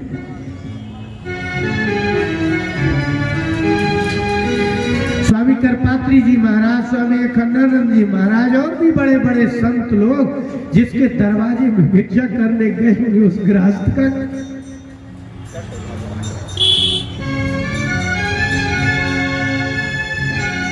आपको पता ही नहीं चला। इसलिए सुखदेव जी निकले तो बच्चों ने सोचा पागल है, तो बच्चे तो धूल डाल ही रहे थे, लेकिन मजे की बात स्त्रियां भी डाल रही थी और रोक भी नहीं रहे थे। और इससे भी बड़ी बात, जिनकी स्त्रियां और बच्चे धूल डाल रहे थे उनके आदमी भी वही रोक नहीं रहे थे। तो जो माता पिता अपने बच्चों को गलत करने से नहीं रोकते, उन माता पिता के बच्चे कितना अच्छा सीख के क्या करेंगे? आपको पता नहीं, आप बहुत अंधे आदमी। इसलिए गृहस्थ के लिए प्रहलाद ने हिरण्यकश्यप से कहा, गृहांधकूपा, घर एक ऐसा कुआं है, अंधा कुआं, कि उसमें पानी नहीं है, वो गिर जाए आदमी, भैया हम खड़े हैं तो चिल्ला सकते हैं भैया गाड़ी रोको, लेकिन कुआं में पड़े हुए आदमी को ऊपर का कहाँ दिखता है? अच्छा, जो ऊपर जाते हैं उसको नीचे का आदमी नहीं दिखता है। अर्थात गृहस्थ आदमी को पत्नी पुत्र के अलावा कुछ दिखता नहीं। तो ऊपर महात्मा घूम रहे हैं तो वो भी पता नहीं है, और नीचे अंधेरा है तो दिखाई नहीं देता है। आपका लड़का बुरा है ये नहीं दिख रहा है आपको, आपकी लड़की खराब है ये भी नहीं दिखता, पत्नी भी खराब है, दामाद भी खराब है, सब कोई खराब है, लेकिन एक बार नहीं कह सकते। मैं लोगों से कहा करता हूं कि जिसका लड़का शराबी है, जिसका लड़का बेरोजगार है, दुष्ट है, वो शादी क्यों करना चाहता है अपने लड़के की? तब मैं उससे कहता हूं, अगर तुम्हारे लड़की होती तो क्या आप अपने लड़के जैसे के साथ शादी करते? तो कहते हैं नहीं। तो आपकी लड़की है तो आप शराबी कबाबी आदमी के साथ शादी नहीं करना चाहते, और आपका लड़का शराबी कबाबी है तो दूसरे की लड़की लाके शादी करना चाहते हैं। ये अंधा कुआं नहीं है तो क्या? आपको इसका पाप भोगना ही पड़ेगा, क्योंकि जब वो लड़का मारेगा, लड़की दुखी होगी, आपके घर में आप दोनों माता पिता चैन से सोओगे, और वो लड़की रात भर अपने पति के दुष्टता से व्याकुल रहेगी।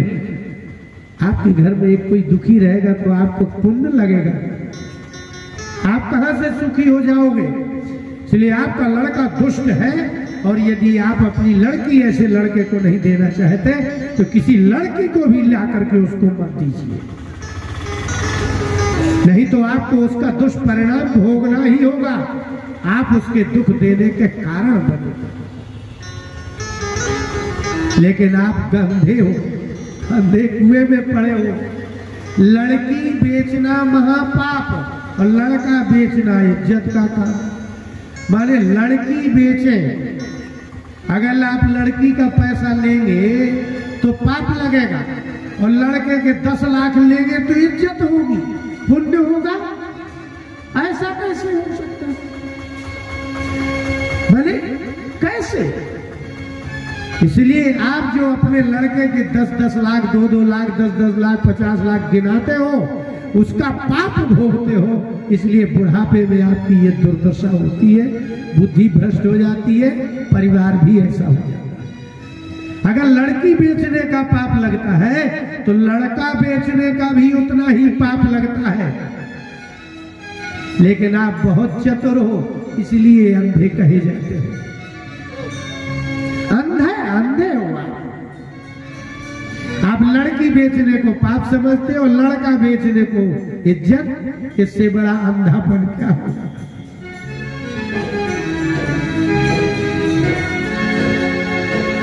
इसलिए गृहांत पहाड़, इसलिए सुखदेव जी के भी ऊपर भी धूल डाली जाएगी। हम लोगों की डाली जाए तो क्या बड़ी बात है, हम लोग जूते मारे तो क्या बड़ी बात है। जब ये संसार सुखदेव जी को नहीं जानता, हम लोगों को क्या जानेगा। श्री कृष्ण गोविंद हरे मुरारे, हे नाथ नारायण वासुदेवा। तत्राभवत् भगवान व्यास पुत्रो यदृच्छया का मत मानो नपेक्षा।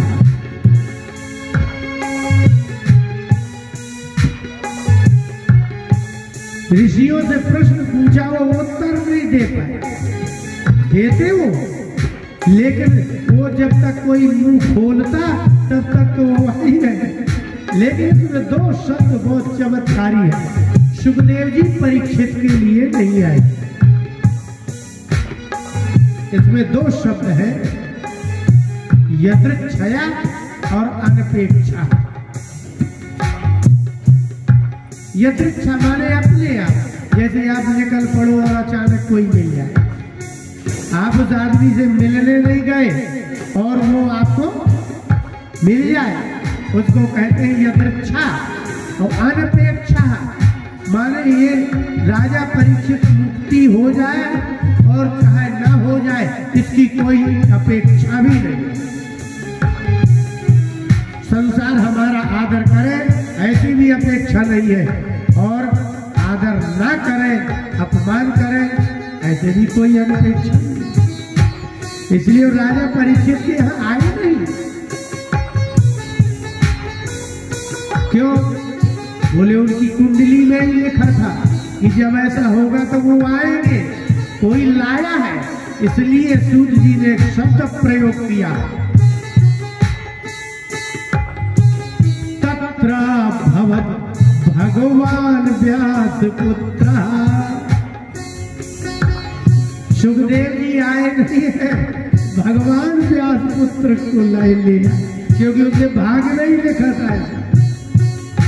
जैसे उस ब्राह्मण बालक ने बिना देखे पूर्व से, प्रारब्ध से, प्राकृतिक रूप से प्रेरित होकर के शाप दिया है, ऐसे ही सुखदेव जी भी प्रेरित होकर के परीक्षित के हाथ चले। उनको कोई प्रेरित कर रहा है। लोग पहचाने नहीं। अलग निज लाभ तुष्ट। आप दूसरे के लाभ से ही संतुष्ट होते हो, महात्मा निज लाभ तुष्ट। महात्मा में और गृहस्थ में यही अंतर है। जो दूसरे की चीज से खुश रहता है वो परलाभ तुष्ट है, और जिसको किसी की जरूरत नहीं है वो निज लाभ तुझका।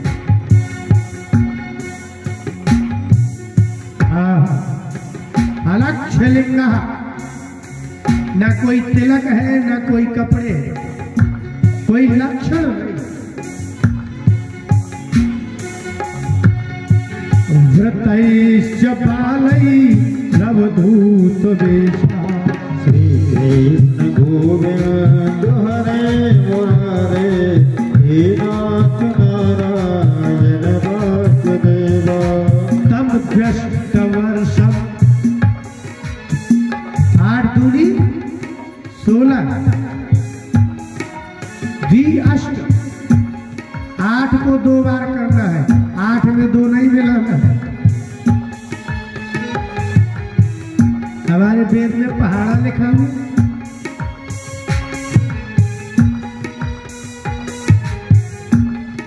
एक चमे, तीसरे चमे, तीसरे चमे, पंच चमे, पंच चमे, षट चमे, लिखा है कि नहीं?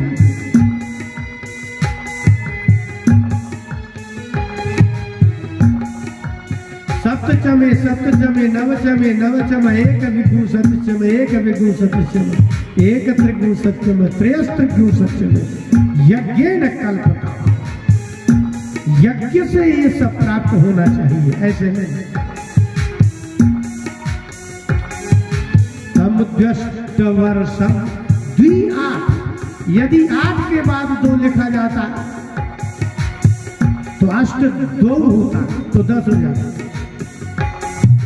2 को 8 में गुणा करना है, 2 का 8 बार भर बोलिए तब द्वि-अष्ट 16 होगा। माने जो द्वि है वो 8 संख्या तक पहुंचा। ये पहाड़ ही तो है, 2 8 16। और मजे की बात, सुखदेव जी ने परीक्षित को कथा सुनाते हुए कहा कि जब श्री कृष्ण भगवान द्वारका बसाए, पहले द्वारका बसा ली थी, लेकिन मैं उनके साथ गया था महाराज नेमी के यहाँ, शुद्धदेव ब्राह्मण के यहाँ, जो कृष्ण भगवान के साथ सुखदेव जी गए थे शुद्धदेव ब्राह्मण के यहाँ, उनके लिए लिखा है कि वो 16 वर्ष के थे जब आए। इसका अर्थ समझ रहे हैं? क्योंकि जब वो पैदा हुए तब 16 ही थे, इसलिए सदा ही 16 के रहे। काल का अतिक्रमण हो गया, काल का प्रभाव नहीं पड़ा, इसलिए 16 बताया। जैसे सनकादिकों के लिए सनक सनंदन सनातन सनत कुमार को कहा पंचहायन, 5 वर्ष के हैं वो पूर्वे सावन पूर्व जा। तो जैसे सनकादिक पुत्रों में काल नहीं व्यापता, ऐसे ही सुखदेव जी 16 साल के निकले तो सदा 16 के ही रहे, कभी 16 साल एक दिन के नहीं। इसलिए श्री कृष्ण भगवान के साथ गए तब भी 16 साल के थे, और राजा परीक्षित के समय में आए तब राजा परीक्षित 60 साल के थे, तब भी 16 साल।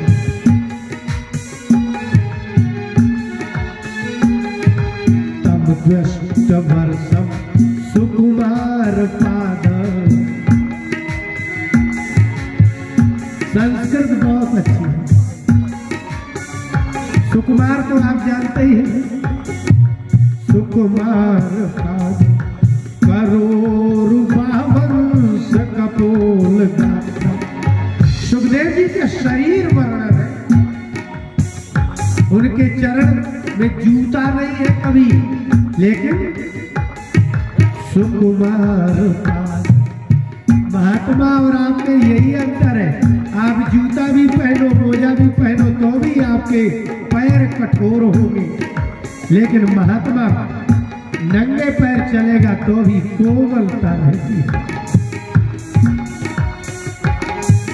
कर, हाथ, पुरु, जंघा, बाहु, हाथ, अंश, कंधा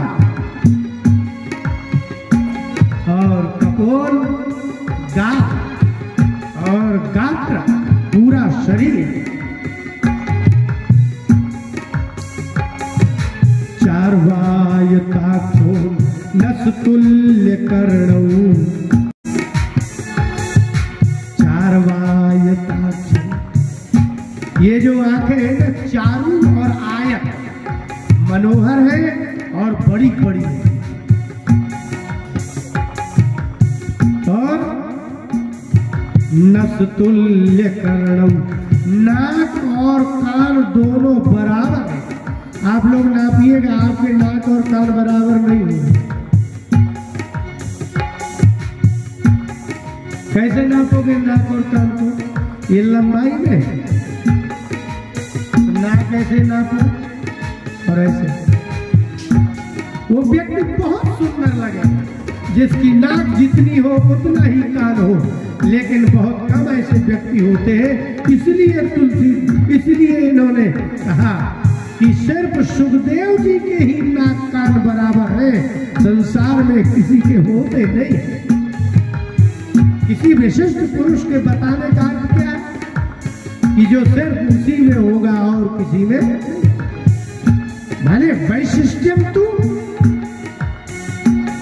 सर्वेभ्यः पृथक क्रियते, जो वैशिष्ट होता है वो दूसरों से अलग करता है। यदि सुखदेव जी के कान और नाक तुल्य बताए हैं, इसका मतलब सुखदेव जी के ही है और किसी के होते हैं। और यदि सबके होते हैं वैसे सुखदेव जी के हैं तो क्या विशेषता है? शुभ्रानंदम कम्बु सुजात कंठम, आनंद शुभ्रु, मुंह के ऊपर भौहें बहुत सुंदर है, और कम्बु सुजात कंठम, और जो गला है ना वो बिल्कुल शंख जैसा। आपने तो शंख देखा नहीं होगा, वो तो बजा लेते हैं देखने का। शंख और मूर्ख दो ही तो है जो दूसरे के बजाने से बजते हैं। शंख के सीधा करिए, वहां ऊपर गोल रहता है और नीचे पकड़ने का जहां पतला, यहाँ गोल, और जहां से ये गला लगता है वो पतला। कल्पना करेंगे तो आपको भगवान का दर्शन ऐसा लगेगा कि सुखदेव नहीं ये भगवान है। छोड़िए जी। अच्छा बताइए, सुखदेव जी गोरे थे कि काले सांवले कैसे? आप लोगों को लगता है ना कि गोरी और पत्नी मिलना चाहिए, गोरा पति।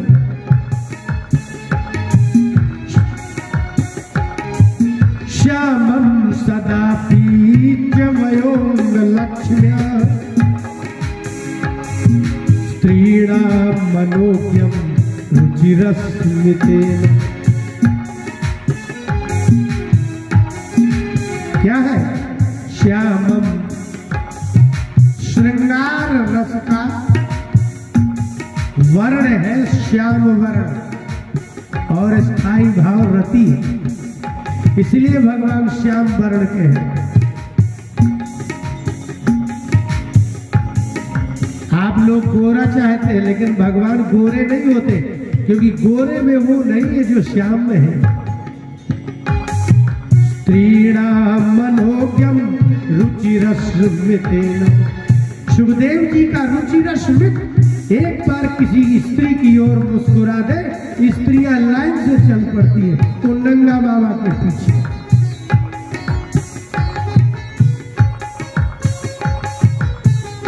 बहुत सुंदर कहलाया, इसका मतलब ज्यादा सुंदर है।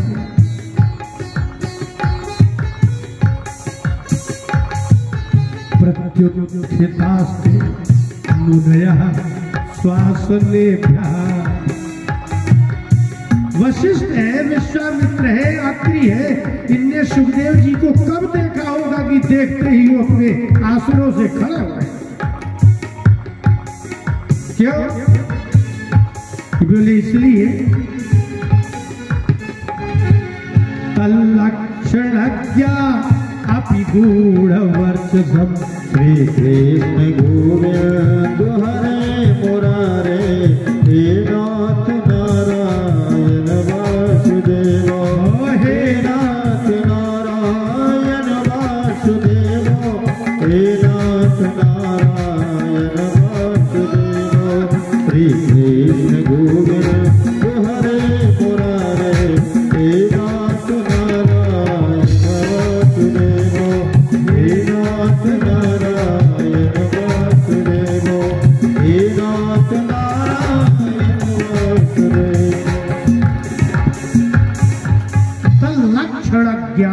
मुनया श्वासनेभ्या उत्थिता।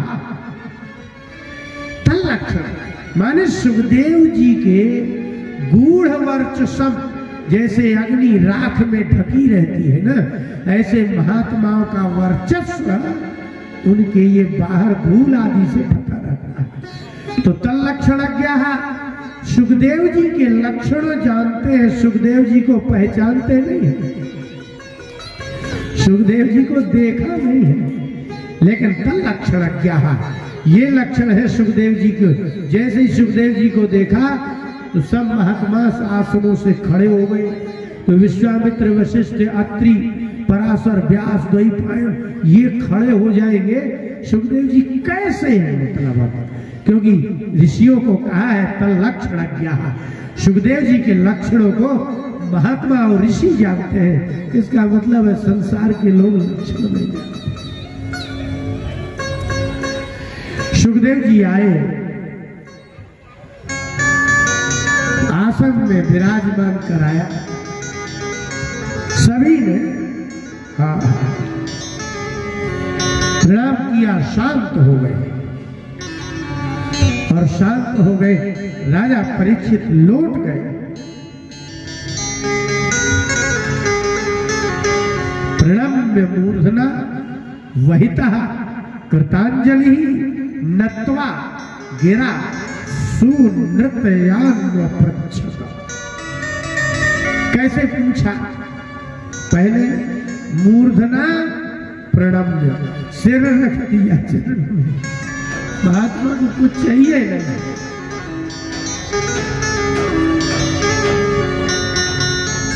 और आवहिता एकाग्र होकर कृतांजलि, जो राजा के सामने होता है ना, एक ऑफिसर के सामने, वही विधि बिल्कुल महात्मा के सामने है। और नत्वा, हाथ रखे सिर में, सिर रखा चरणों में, खड़े हुए हाथ जोड़ करके सुनृतया, तो सत्य वाणी में अन्न पृच्छता। राजा परीक्षित ने पूछा,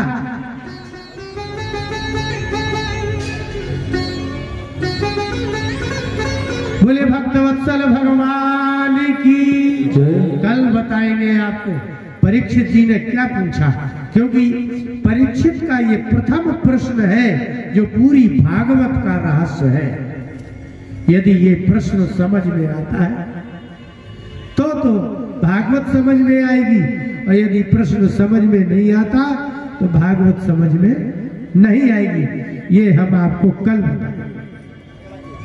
सीताराम न कहोगे कैसे होगा बेड़ा पार।